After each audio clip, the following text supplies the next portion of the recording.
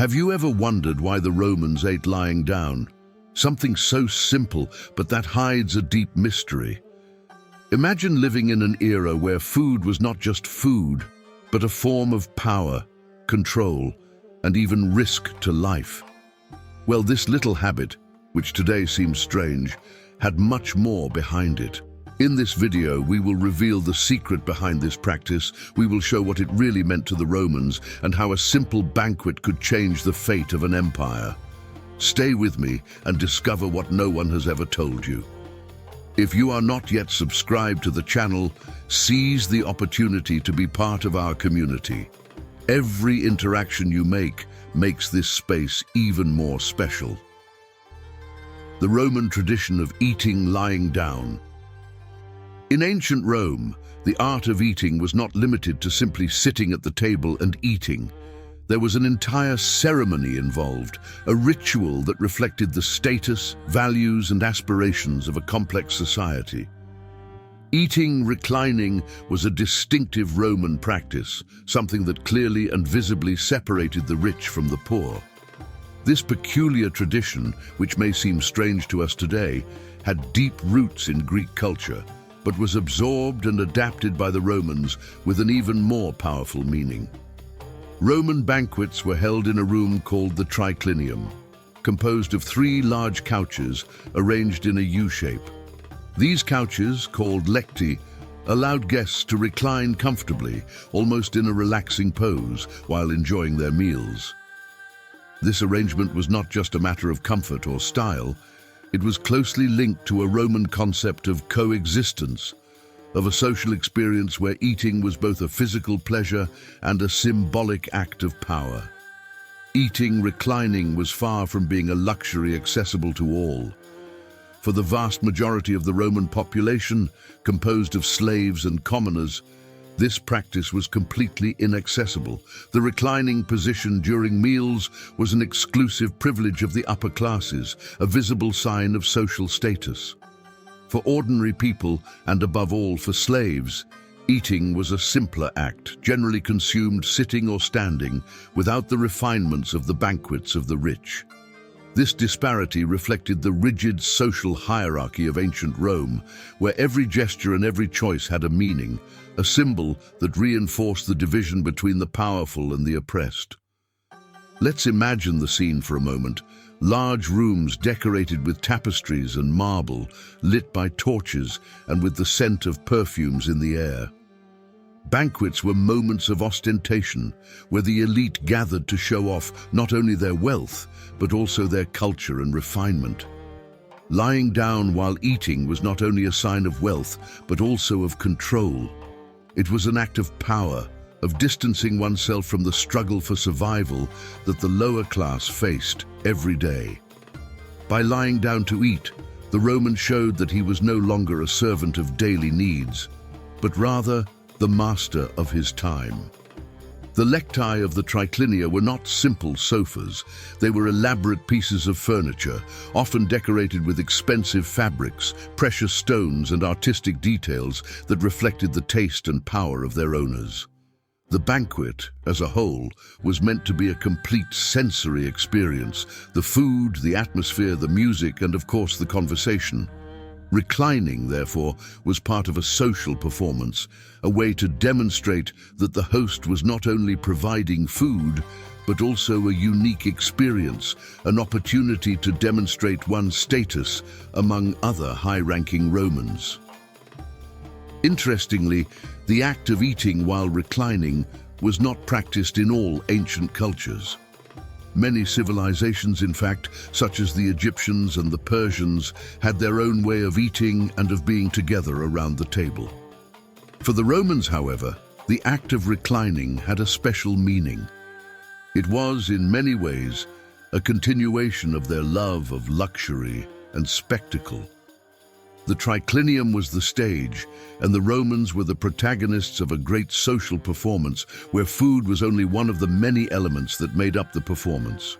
This practice also reveals something of the Roman mentality, the incessant search for pleasure, comfort, and above all, distinction. Eating was not only a biological necessity, but an opportunity to elevate oneself spiritually and socially. During banquets, Romans discussed philosophy, politics, and culture, turning every meal into an opportunity to strengthen alliances and consolidate power. Eating while lying down, therefore, was not only a way of eating, but a way of asserting oneself in the world. And when we think about the relationship between food and status, it is interesting to note how this custom remained so long in Roman society, becoming a symbol of luxury and ostentation.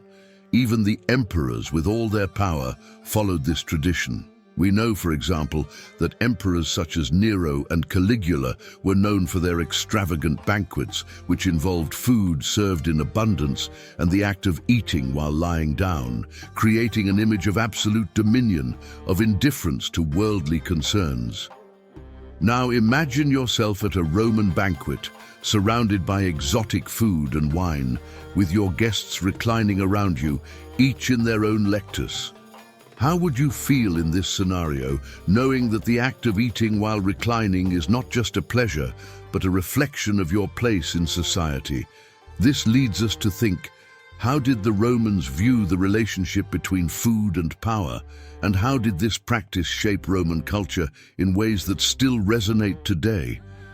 If you were there, attending one of these banquets, how do you think the food and reclining position would influence your behavior and interactions? Isn't it fascinating to think that something as simple as eating could have such great social and cultural significance? But what were the Romans really thinking when they were there, reclining, eating, and talking? Stay tuned, because there's a lot more to this story to reveal. Which part has caught your attention so far? Leave it in the comments. We want to hear your thoughts.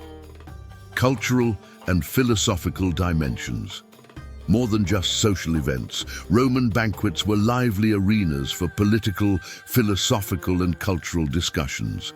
Celebrating a meal was, in fact, a moment of intellectual refinement and exchange of ideas. It was not just about satisfying hunger, but about nourishing the mind and strengthening alliances. The practice of lying down during meals, a legacy from the Greeks, was not simply a gesture of luxury, but rather a strategy to encourage the flow of conversation, an opportunity to relax and at the same time reflect on broader questions of life. Swing politics and morality. The Romans, who appreciated Greek culture, saw banquets as an opportunity to reflect on profound issues. Imagine yourself then in a large room decorated with precious tapestries and marble, surrounded by high-ranking men and women of Roman society, all reclining on luxurious sofas, drinking wine and consuming opulent banquets. But what really happened in these meetings? Food was served, of course, but what happened between courses was the real show. Conversations often involved philosophy, ethics, politics, and even the nature of power itself. Great thinkers like Plato and Aristotle were deeply admired by the Romans, and their ideas directly influenced the behavior of the elite at these gatherings. Cicero, one of the most famous Roman orators, often attended banquets where philosophical discussions were intense. For him, a banquet was an opportunity to present his worldview, to establish his network of allies, and perhaps even to influence momentous political decisions. Lying down during a meal indicated not only a position of status, but also of mental preparedness, a posture that symbolized contemplation and a willingness to engage in intellectual debate. This type of meal reflected the hierarchical structure of Roman society, where the most powerful were privileged not only to eat the best food, but also to engage in dialogues that determined the fate of the empire. At banquets, the most powerful men and women discussed everything from military strategy to the nuances of Roman morality, debating whether virtue lay in living austerely, like the ancient heroes of Republican Rome, or whether true power lay in indulgence and pleasure, as many believed emperors should practice. But what makes this even more fascinating is the role of women in these banquets.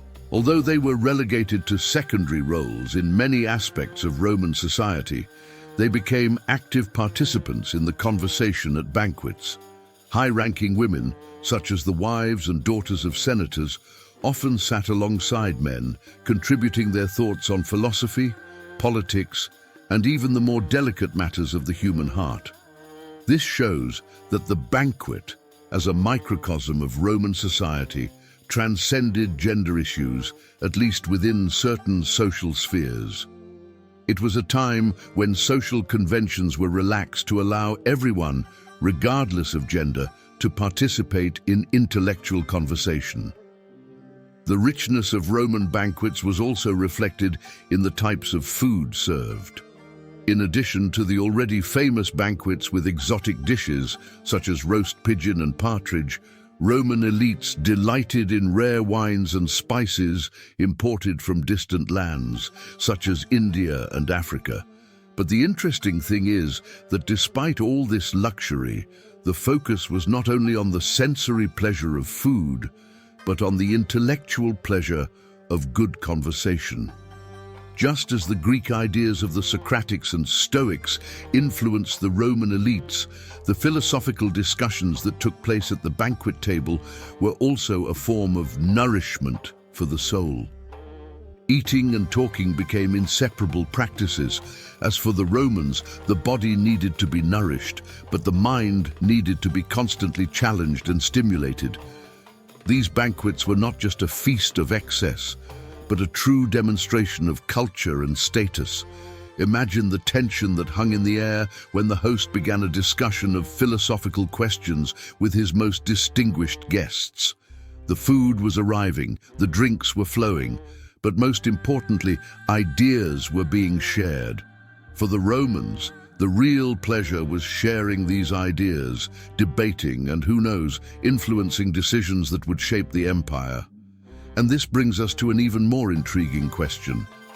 How did these Roman banqueting practices influence the direction of Roman politics?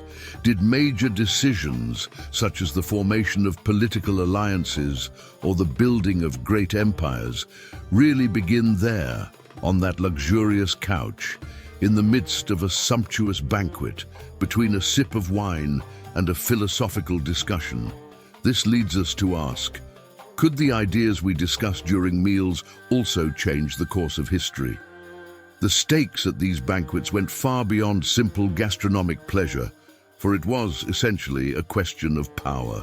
And looking back, it is impossible not to imagine what would happen if this tradition of philosophical and political banquets continued to the present day. Have you ever thought about what it would be like if, instead of traditional business meetings, negotiations between the great powers took place around a banquet, where ideas were discussed with sophistication and alliances were forged at the table? The scenario would certainly be very different. It's not hard to imagine how, throughout history, the discussions that began at these Roman banquets could have changed the course of an entire empire. Now, imagine attending one of these banquets. What kind of debate would you bring to the table? And what would be your role in a dialogue that could literally change the fate of Rome? Stay tuned, because the complex connections between food, power, and philosophy have much to reveal. What do you think? Leave your opinion in the comments. It might inspire others. Health and excess. During Roman banquets, the practice of lying down was not just a status symbol or a form of social relaxation. It also had a peculiar medical justification. For the Romans, this act was directly related to the digestive process.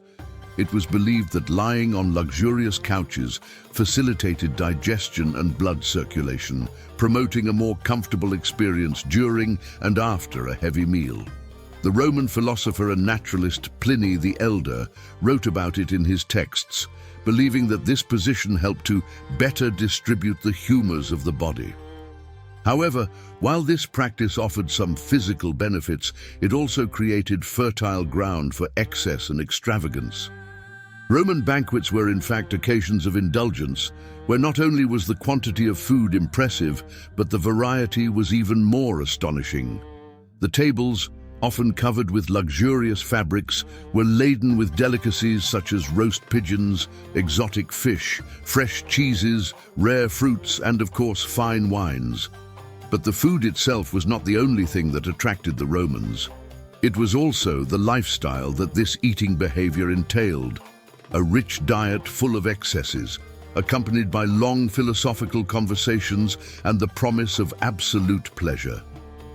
The real tragedy, however, was how these excesses affected the health of the Romans. Imagine attending one of these great banquets. The host, with a satisfied smile, serves a final round of wines imported from Asia Minor, while succulent meat continues to be removed from the fountains scattered around the room. The food continues to arrive, and you, seduced by the aroma and the company, cannot refuse. Next door, a colleague begins to show signs of discomfort, and it's no surprise since Roman banquets often involved practices such as induced vomiting so that people could continue eating, still feeling pleasure without worrying about the limits of their bodies. This decadent behavior became the norm at the great feasts of the Roman elite, where excess was almost seen as an art. Wealthy Romans such as Emperor Nero and other members of the nobility were known to partake in these practices. They indulged so much in food and wine that they developed the habit of having a vomit, not to expel unwanted guests as many believe, but a place to go to purify themselves and then continue eating. However, this type of indulgence did not come without consequences. Many Romans' physiques were seriously compromised by overeating and the sedentary lifestyle that lying down promoted. Obesity, perceived as a sign of wealth and power, began to spread among the upper classes as well, leading to conditions such as gout, heart problems, and digestive problems. This relationship between luxury and disease was paradoxical, since the Romans, who considered themselves an example of discipline and military vigor, began to demonstrate a sick, dull, and weak body, the result of uncontrolled eating and an excessively comfortable life. However, the belief that excessive behavior could be counteracted by fasting was also deeply rooted in Roman medicine.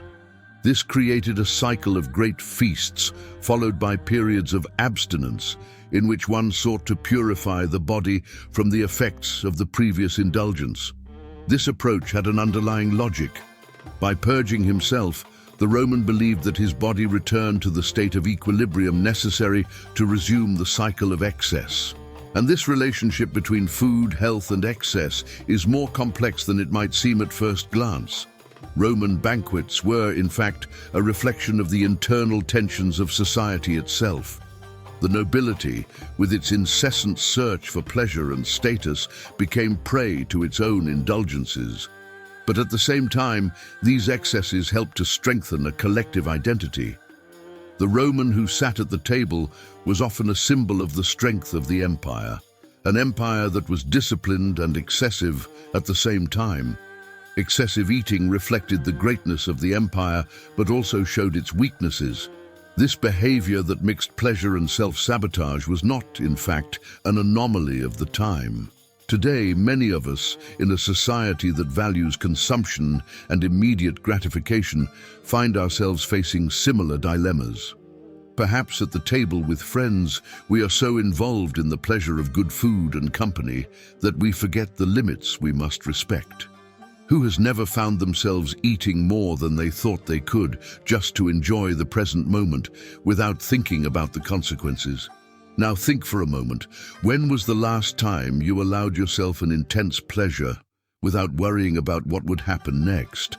And above all, do you feel comfortable with the balance between pleasure and health? As you ponder these questions, you might ask yourself, could the Romans, for all their grandeur and excess, have learned something important about the limits and consequences of indulgence? As Romans' health declined from overeating, the empire continued to expand, and great questions of power and politics continued to be debated at banquet tables. But the real question is, did this relentless pursuit of immediate pleasure lead to the collapse of the Roman Empire? And is modern society repeating the same cycle? The story of Roman banquets is not just a story of food, it is also a story of choices, of excess, and of the consequences that come when we fail to stop. The next chapter will reveal more about how the Romans used banquets to create powerful alliances and perhaps even shape the fate of an empire. Which part has caught your attention the most so far? Leave it in the comments. We want to hear your thoughts. Religious and political significance of Roman banquets. Roman banquets were much more than just meals. They were moments of great symbolism and cultural depth, with strong religious and political connections. The table was a stage where not only were philosophy, art, and everyday life discussed, but also where political alliances were forged, destinies were sealed, and relationships were established that could change the course of the empire. The interaction between guests at these banquets was like a strategic dance, with every move and every word having a direct impact on the highest spheres of power. One of the most fascinating aspects of Roman banquets was the way they reflected the religious beliefs of the time. For the Romans, the gods were present in all aspects of life, including moments of pleasure and entertainment. During great feasts, the meal often served not only to satisfy hunger, but also to honor the gods and secure their goodwill. Banquets were held in temples and sacred places, and food and drink were offered to the gods before being consumed by humans. On many occasions, guests would dedicate a special dish or glass of wine to a specific god as a way of giving thanks for their blessings or asking for protection for the future. Food, then, was not just an earthly pleasure, but a means of connecting with the divine. In the case of banquets in honor of Jupiter, the god of gods, for example, the Romans would make offerings of fine meats, wines, and other fine foods, believing that this would bring the blessings of the gods to those present. These meals were prepared with great care to ensure that the gods were satisfied and, in return, blessed the host and their guests with health, prosperity, and, of course, power. It is said that the Emperor Nero, famous for his extravagant banquets, would sacrifice exotic animals in large quantities, offering a portion of the food to Jupiter before continuing his meal. The real magic of Roman banquets, however, lay in their ability to shape political destiny. A simple banquet could be the setting for decisions that would affect not only the lives of individuals present, but also the stability of the Roman Empire. Banquets were used to create and strengthen alliances between powerful figures, be they senators, generals, or even members of the imperial family.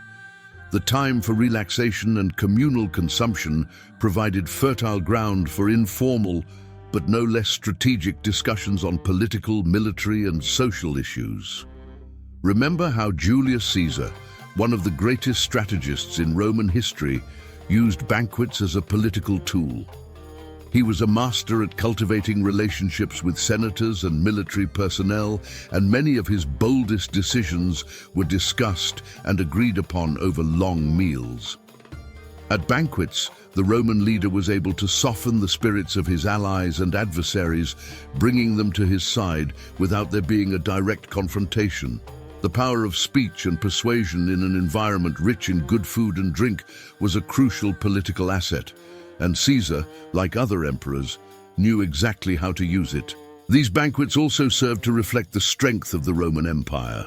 In times of prosperity, when Rome was at the height of its expansion, the feasts were grand and the invitations were clear signs of power and status.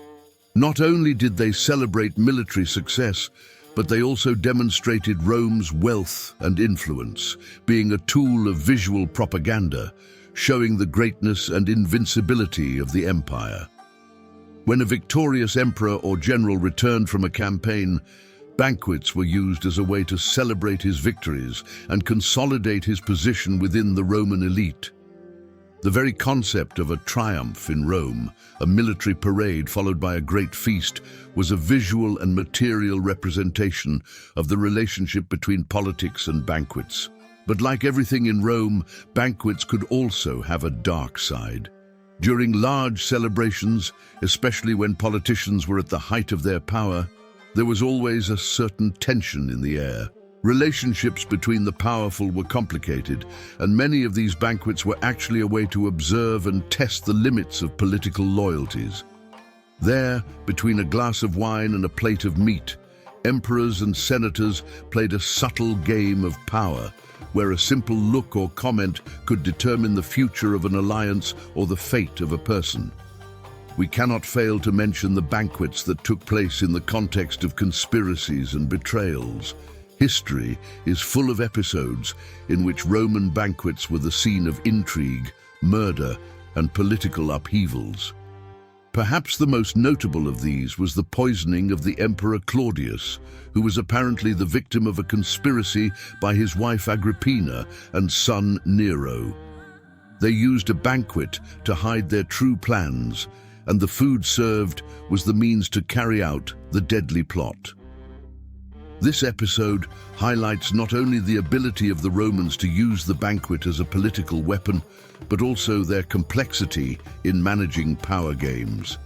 Yet amidst manipulation and intrigue, banquets were also moments of true celebration and unity. When Rome was in a period of stability, these moments at the table symbolized the cohesion of the empire, the union of its elites, and the recognition of its power.